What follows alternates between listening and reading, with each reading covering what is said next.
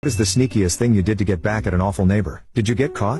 1. I had an upstairs neighbor in my family that was regularly using my laundry soap that lived in a storage basket by my washing machine. Both machines were in the basement. She did a lot of laundry and I would have a full container of detergent, then go down a week later to find it half empty. She always had a full thing of Tide, so I don't know why she used mine instead of her own. I tried putting the detergent more to the back of the washer, out of sight, but it kept happening. I used liquid detergent, so one day, I filled what was left of the bottle with gel bleach and shook it up. I bought new detergent that I just kept in my laundry basket in the apartment. It took 3 days. She ruined not one, but 2 full loads of clothes. She was distracted putting the first load in the dryer and didn't notice the bleached clothes, and so started a second load with the same detergent. She was pissed and confronted me, saying she had just needed to borrow some detergent that one time. I acted surprised and said, "Oh gosh, you should have asked. I needed the bleach bottle for something else, so I just transferred it to my detergent bottle. I had no idea you would be using my detergent, but if you had asked, I would have let you know that the bottle actually contained bleach." She then asked if I was going to pay for her clothes, and I just laughed and said, "Now aren't you funny?" 2. I'm a disabled vet living in a trailer park. I have a small yard, but because of physical limitations, it takes me 2 days to mow my yard. The second day I went out to finish mowing and noticed that my gas can was gone. I looked all over for that darn thing before realizing that someone had stolen it. I went and got a plastic gas can.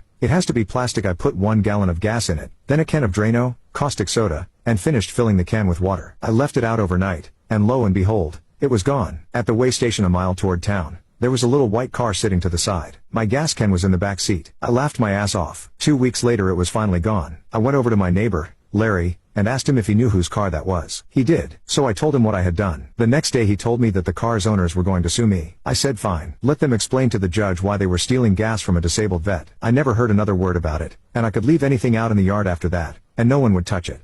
3. Not sure if this counts, but when I was in high school I was visiting my cousin. We worked on each other's cars, so his neighbor had a beagle tied up in their yard that was freezing her little butt off. So of course the dog was crying. The neighbor comes out and starts screaming at the poor dog, and hitting it. So after it got dark, we went over and put the dog in my car and I drove home. When I explained to my mom what was going on, she readily accepted we had a new dog. The poor thing was so abused you couldn't lift your arm in the same room as it for months. We had that dog for 10 years. It never did get over being shy, and would run and hide at the slightest raised voice. 4. My parents owned a hobby farm. They were there only on weekends and holidays. Every time we would get there a large amount of firewood was missing. So my mother drilled a hole in one of them and inserted a small explosive item. Right in the next week, some firewood went missing. Then we heard that a fireplace exploded. It was a neighbor a half-mile down the road. Thanks to God no one got hurt. There was no more missing firewood after that. That was over 30 years ago. 5. Back when I was in high school I ran into a couple neighborhood bullies 2 houses away. One was puffing away on a big cigar. That afternoon, my cat showed up at the front door with a huge cigar-sized burn hole in its forehead. That evening, some unknown vandals wrecked his prized Chevy Nova by filling the interior with about 2 dozen eggs and pouring sugar into the gas tank. The vandals thought about breaking all his windows and flattening the tires too, but they didn't wish to make a lot of noise. Whoever they were never caught.